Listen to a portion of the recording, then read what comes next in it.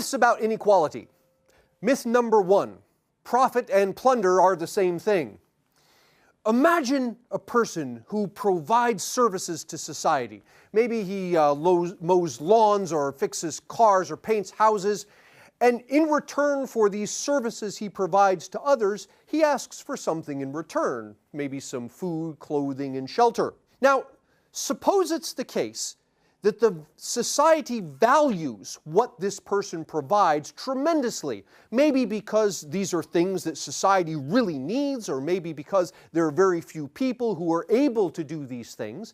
But for whatever reason, society places a great value on the things this person contributes. And let's suppose also that society places a relatively low value on the things that he asks for in return. Perhaps it's because these things are easy to produce, there's lots of them laying around. For whatever reason, imagine that society places a low value on the resources this person asks for in exchange.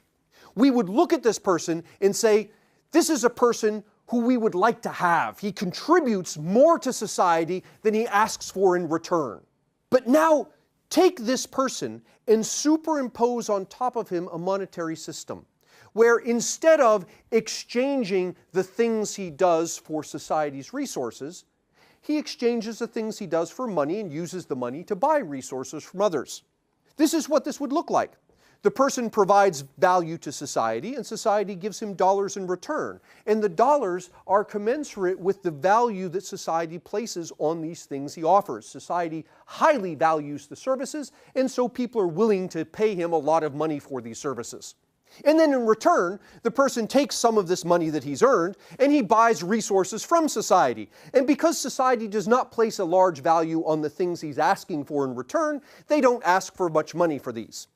And so if you look at the system, what's happening is that the person is accumulating dollars. He will have more dollars coming in than there are dollars going out. And we call this profit. Now, many people look at profit and say that profit is, in some sense, a bad thing because it represents something someone is taking from society. But if you look at it in this context, profit is actually an indication that this person has done something good, that he has provided more value to others than he has asked for in exchange. And so as he provides this value and asks for things in exchange, he accumulates these dollar bills. We call them profit. Steve Jobs died with $80 billion in the bank. And he's an example of this person. Where did Jobs come up with this $80 billion? He came up with the $80 billion because these people liked the things he was offering better than they liked the dollars in their pocket. And so they gave dollars to Steve Jobs, and Steve Jobs gave iPhones to the people. This was the transaction. At the end, Steve Jobs dies with lots of money in the bank, but the world ends up with lots of iPhones as the other half of the exchange. Profit is not a sign that people need to give back to society. In fact, it's the reverse. Profit, when attained in a free market environment, is a sign that society actually owes the person more goods and services than he has already consumed. Now suppose, conversely, the person accumulates dollars not by offering goods and services to society, but instead by co-opting the government and using the force of government to take money from others and put it in his own pocket.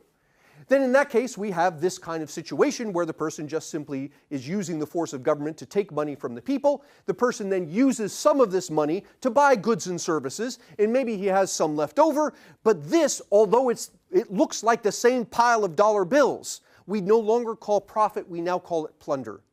Because although it's the same pile of dollar bills, how the person came about those dollar bills is very different. He did not come about them by offering someone something in free exchange for something else. Instead, he came about them by co-opting the power of government to take money from others. We have plenty of examples of this. The agricultural lobby lobbies government for things like ethanol requirements. Despite the fact that there are many studies showing that ethanol is not necessarily good for the environment, it does not give you better gas mileage, it doesn't reduce our dependence on foreign oil, and yet big industries will lobby the government for ethanol requirements because these industries make their money from growing corn. And so what happens is these large industries collect lots of money in exchange for providing people with nothing in return. This is the difference between profit and plunder. So myth number one, profit and plunder are the same thing. The fact is, profit is good. It indicates someone has provided something for society. Plunder is not. It indicates that someone has actually taken something from society. Myth number two, one can be for equality. These three kids face equal opportunities, although unequal outcomes. Each one stands on a box. They have equality of opportunity, but because they are different heights, one can see the game, one can't. They have inequality of outcome. These three kids face equality of outcome, but inequality of opportunity. One has two boxes, one has no boxes. Their opportunities are unequal, despite the fact that all three can see the game. Their outcome is equal. So the moral of the story is, you cannot be for or against equality. You can only be for or against a particular combination of equality and inequality. If you are for equality of opportunity, then by definition, you are also against equality of outcome. And if you are for equality of outcome, then by definition, you are also against equality of opportunity.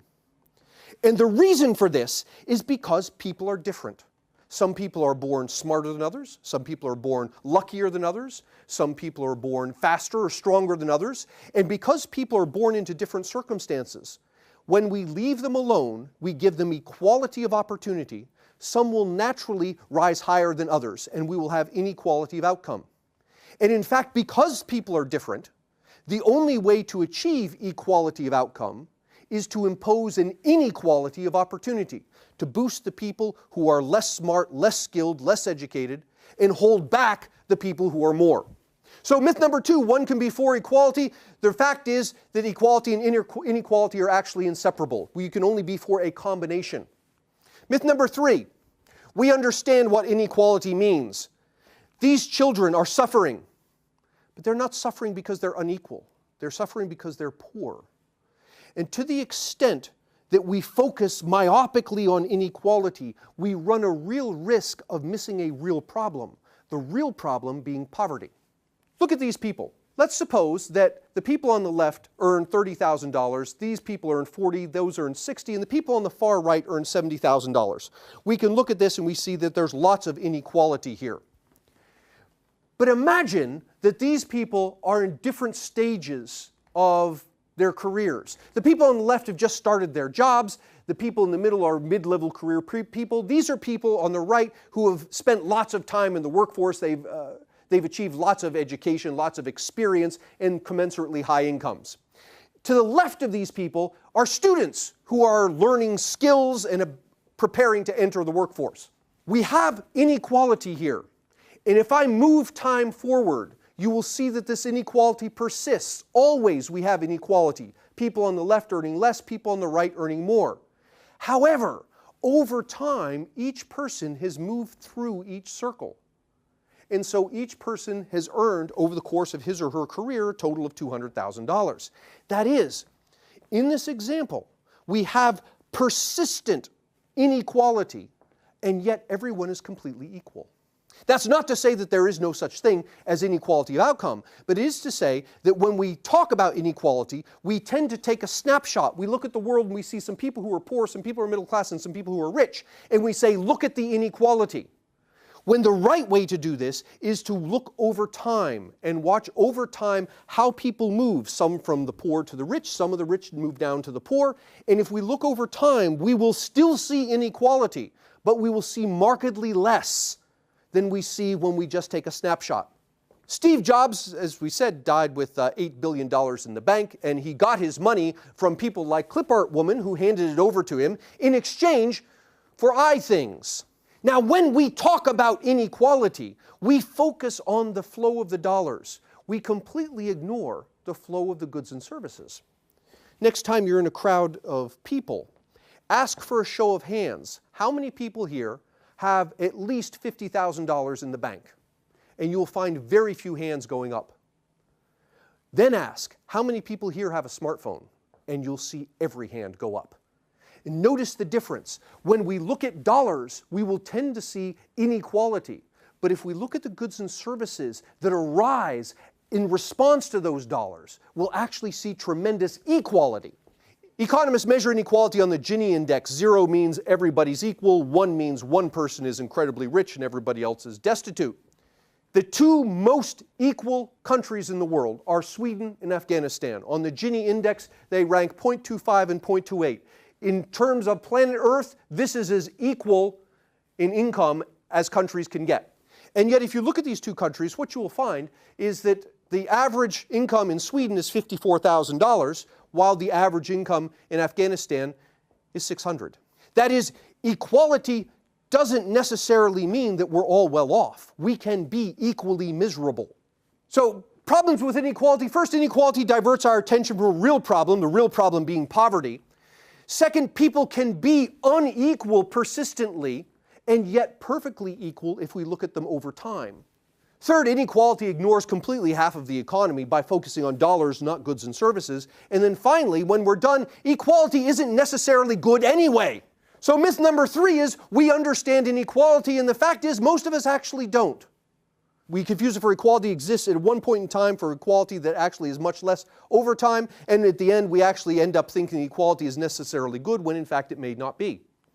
Myth number 4, the middle class is disappearing. This is the distribution of households in the United States in 1970. All the numbers here are adjusted for inflation. The height of the bar is not income, it's the fraction of households that exist in the income level. So here we have what today we would call less than $15,000. And in 1970, about 15% of US households had incomes that would be the equivalent of what today we would call less than $15,000. And in 1970, about 10% had $15,000 to $25,000 of income. The largest percentage of households were in the $50,000 to $75,000 range. And then what you see is way over here, very few households, about 1% in 1970, earned what today we would call more than $200,000. That's the United States in 1970. Now let's move forward 10 years. Here's 1980. And you see slightly fewer households in this poorest category, a little bit more here, a little bit more here, a lot less here, a lot less here, and we have more in the rich categories. This is 1980. Here's 1990, 2000, 2010, and the last year the data is currently available, 2013. And notice a pattern here. As we look at the fraction of households in each income category, amongst these poorest categories, we see far fewer households in this lowest category, about the same in this category, and a little bit less here. So in total, amongst the low-income categories, we have fewer American households here today than we did in 1970. In the middle-income households, we have less. Fewer households in this category, fewer households in this category, about the same here. Amongst middle-income Americans, there are fewer households than there were in 1970. The middle class is indeed disappearing. In fact, so are the poor classes. And where are all these Americans going? They're going here. From 1970 to the present, of course, there are exceptions, but here we see a trend. The trend is, over time and adjusting for inflation, Americans are leaving the poor categories, they're leaving the middle income categories, and they're showing up over here in the rich categories. So myth number 4, the middle class is disappearing. The fact is, it is. It's joining the upper class, and the poor classes are disappearing as well. Myth number 5, people are becoming worse off. In 1798, Thomas Malthus published a treatise claiming that over the next few years we're going to see massive starvation as the population grows and grows and we're now unable to feed ourselves. And Thomas Malthus wrote in response to looking at the data you see here. This is the world population going back to 10,000 years BC up to the time of Thomas Malthus, and you can see what happened. The number of people on the planet was rising exponentially by 1798. So at this point, Thomas Malthus looks at this and says, if this trend continues, we will never be able to afford people. We're going to have mass starvation throughout the globe. Well, let's move forward. This is the point at which your grandparents were born. And the population between Thomas Malthus and the time your parents were born had grown by 2 billion people. This is the point at which your parents were born. We added another 1 billion people between the time your grandparents were born and the time your parents were born. This is the time most college students were born. And between the time your parents were born and your college students were born, we've added about 2 billion people. And from the time today's college students were born until the present, we've added another 1.5 billion. Thomas Malthus was back here looking at this, saying, how can we possibly feed this many people? And at the time of Thomas Malthus, 98% of the world lived in abject poverty. Since Thomas Malthus, this is what's happened to population. And yet, what's happened to world poverty? In Thomas Malthus' day, over 95% of the world lived in poverty. By the time today's college students' grandparents were born, world poverty had dropped to 65%. By the time their parents were born, world poverty had dropped to just over 40%. By the time today's college students were born, world poverty had dropped to 30%. And today, world poverty is less than 10%. At the same time that we have seen exponential, astronomical growth in the number of human beings, world poverty has declined from north of 95% down to just 10%. And if you want to look at specifics, you can see here, this is data for the United States, comparing 2011 to 1992 or 1998, what we see here is the number of households who have washing machines, about the same. More households have clothes dryers. More households have dishwashers. About the same number of households today as in the past had refrigerators. Fewer have freezers, more have televisions, about the same have electric stoves, more have microwaves. In almost every category, more American households today have appliances like these versus American households a generation ago. This is housing conditions. Fewer households have leaking roofs, fewer households have problems with pests, fewer households have plumbing problems. In all sorts of ways, not only does the average American household have more appliances, it also has better housing conditions. The neighborhoods and communities are also better. People's basic needs are better. In all these various ways, what we see worldwide, we also see in the United States, that on average, people have access to better qualities of life today than they did a generation ago. Over the past 1 or 2 generations, the rate of firearm deaths are down 50%. The rate of non-fatal firearm crimes are down 75%. The rate of deaths due to war are down 95%. Child labor rates worldwide are down 50%. Global income inequality is down 3%. Global gender inequality is down 15%. Global longevity and education are up 20%. And finally, global income is up 40%. All of this stuff over the past 1 or 2 generations. So myth number 5 is people are becoming worse off, and the fact is, it's the exact opposite. The reason this myth persists is because what we see in the news repeatedly are pictures of people starving, pictures of people shooting other people, of wars globally, and the reason we see these things is precisely because they're uncommon. What we don't see on the evening news are things that happen every day, because they're uninteresting. In this way, oddly, the evening news has become a litany of all the things that aren't true about your life.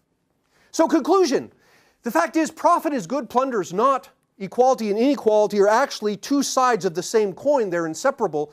Most of us don't understand what inequality is. The poor and the middle class are becoming increasingly rich, and finally, the world is actually becoming a much better place to live in than it ever was before.